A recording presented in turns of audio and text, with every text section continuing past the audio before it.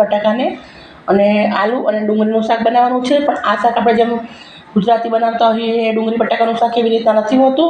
આ શાક એકદમ સ્પાઇસી હોય છે ને બહુ સરસ હોય છે। ગરમ મસાલાવાળું હોય છે, એકદમ બહુ જ મસ્ત ટેસ્ટવાળું હોય છે। તમને ખાઓ એકવાર તો સરસ મજાનું મોઢું થઈ જાય શાક સરસ મજાનું। તો આજે આપણે સરસ મજાનું શાક બનાવી લેશું। ચાલો બનાવવાની રીત ચાલુ કરીએ। 4 નંગ એટલા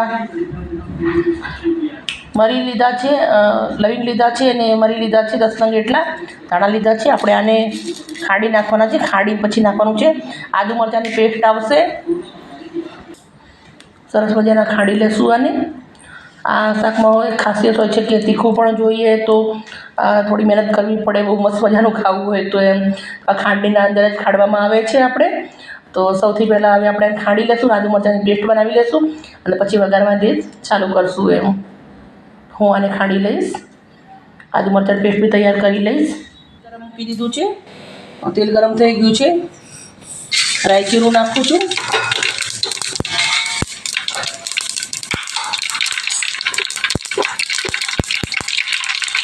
આદુ લસણની પેસ્ટ 2 ચમચી નાખું છું, ટામેટાં,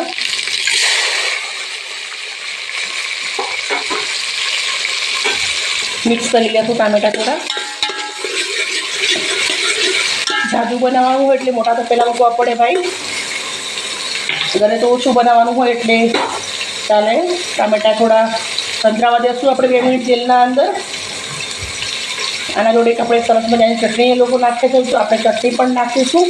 ચટણીમાં મરી, લવિંગ, તજ, મોટી ઇલાયચી, બાદિયા બધું વાટેલું હોય છે ચટણીના અંદર।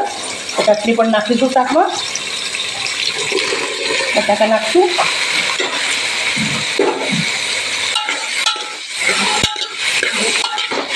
મિક્સ કરી લઈશું।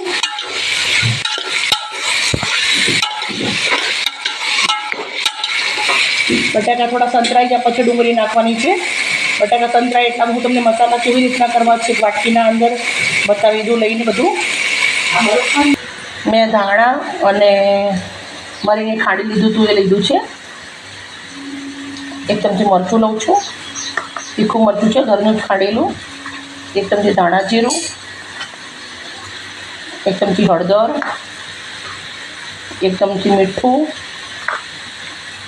અને એ લોકોની સ્પેશિયલ ચટણી છે એ નાખીશું, તીખી તમતમતી ચટણી હોય છે। થોડું પાણી નાખીશું, મિક્સ કરી લેશું।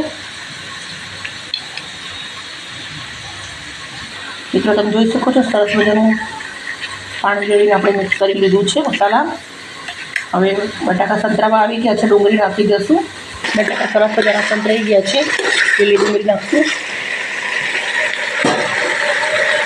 મિક્સ કરીશું।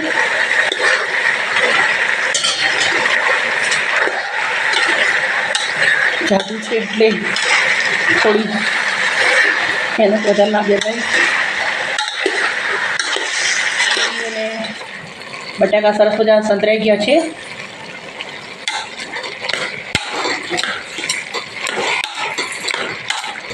મિક્સ કરી લઈશું સરસ।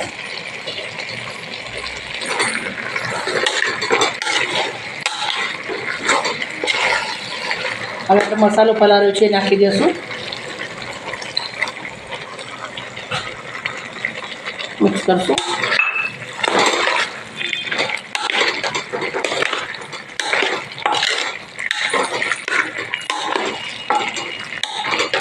ખરેખર મિત્રો આ શાક ખાવાની એટલી મજા આવી જાય છે, બહુ જ મસ્ત મજા આવી જાય છે। અમારે તો રોટલા જોડે થાય છે, આ મકાઈના રોટલા બનાવીએ છીએ, રોટલા જોડે કહીએ છીએ, પણ ભાખરી જોડે, રોટલી જોડે બધા જ જોડે સરસ લાગે છે। થોડું ગરમ પાણી છે રેડવાનું છે આપણે, મિક્સ કરી લઈશું। 2 ગ્લાસ એટલું ગરમ પાણી રેડ્યું છે। હવે આપણે આને ચડવા દઈશું સરસ મજાનું, નાખી દઈશું।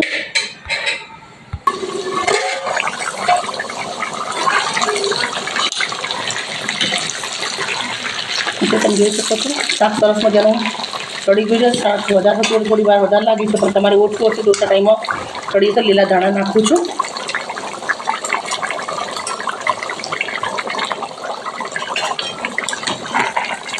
રોટલા જોડે ખાવાનું છે એટલે આવી રીતના થોડું પાણીવાળું છે. તમારે કોરું બનાવવું તો બી બનાવી શકો છો. બટાકા મસ્ત ચડી ગયા છે.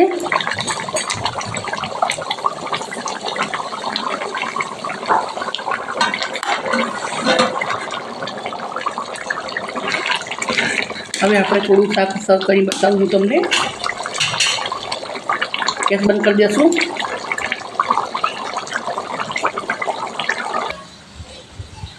મિત્રો તમે જોઈ શકો છો મેં તપેલું આવી રીતના નીચે ઉતારી દીધું છે. હવે સર્વ કરીશું આપણે. આવી રીતના મોટું એક બાઉલ લીધું છે, સર્વ કરીશું.